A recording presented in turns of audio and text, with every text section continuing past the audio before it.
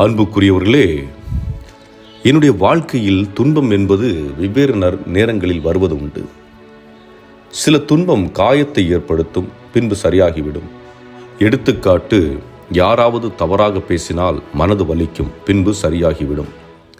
வார்த்தைகள் காயப்படுத்தும், ஆனால் அது சில நொடிகளில் அல்லது சில மணி நேரங்களில் என்னை விட்டு அகன்றுவிடும். இது எல்லாருக்கும் இதுபோன்று இருக்கும் என்று நான் சொல்லவில்லை. ஆனால் உடலளவில் நோய்வாய்ப்பட்டால் மட்டும் என்னால் அதை எளிதாக எடுத்துக்கொள்ள முடிவதில்லை.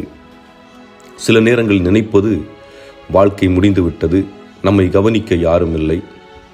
இதற்கு காரணம் என்னவென்றால், உடல் நோய்வாய்ப்பட்டு இருக்கும் பொழுது அந்த உடலால் எந்த சுகத்தையும் அனுபவிக்க முடியாது. அந்த நேரத்தில் சுகமான விஷயங்கள் கூட சுமையாக தான் இருக்கும். ஆனால் நோய் தீர்ந்து உடல் நலம் பெற்று வந்த பின்பு அந்த வேதனை நமக்கு தென்படுவதில்லை. காரணம், உடல் நலம் பெற்று இன்பத்தை சுவைக்க ஆரம்பித்து விடுகிறது உடல். ஆக துன்பமோ இன்பமோ எதுவும் நிரந்தரமில்லை, வந்து வந்து போகும். ஆனால் இயேசு இன்றைய நற்செய்தியில் கூறும் இன்பம் ஒரு முறை பெற்றுவிட்டால் நிரந்தரமாக தங்கிவிடும்.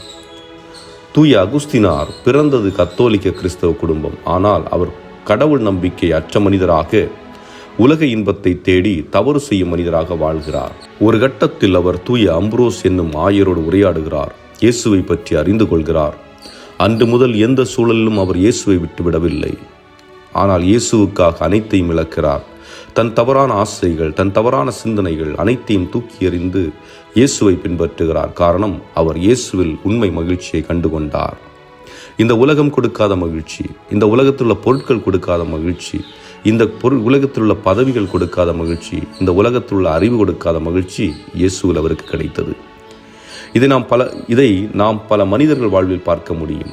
உங்கள் வாழ்வில் அதுபோன்ற அனுபவங்கள் உள்ளனவா? என் வாழ்வில் எனக்கு நற்கருணை மீது பற்றுண்டு. ஆகவே தான் என்னுடைய குருத்துவ வாழ்வு இன்னும் சென்று கொண்டிருக்கிறது. நான் அதில் பெற்ற இன்பம் என்னை இன்னும் அதிகமாக நற்கருணையில் உள்ள இயேசுவை சுவைக்க செய்கிறது. நிச்சயமாக உங்கள் வாழ்விலும் இதுபோன்ற அனுபவங்கள் இருக்கலாம். சிந்தித்து பார்ப்போம். இறைவன் உங்களை நிறைவாக ஆசீர்வதிப்பார். ஆமேன்.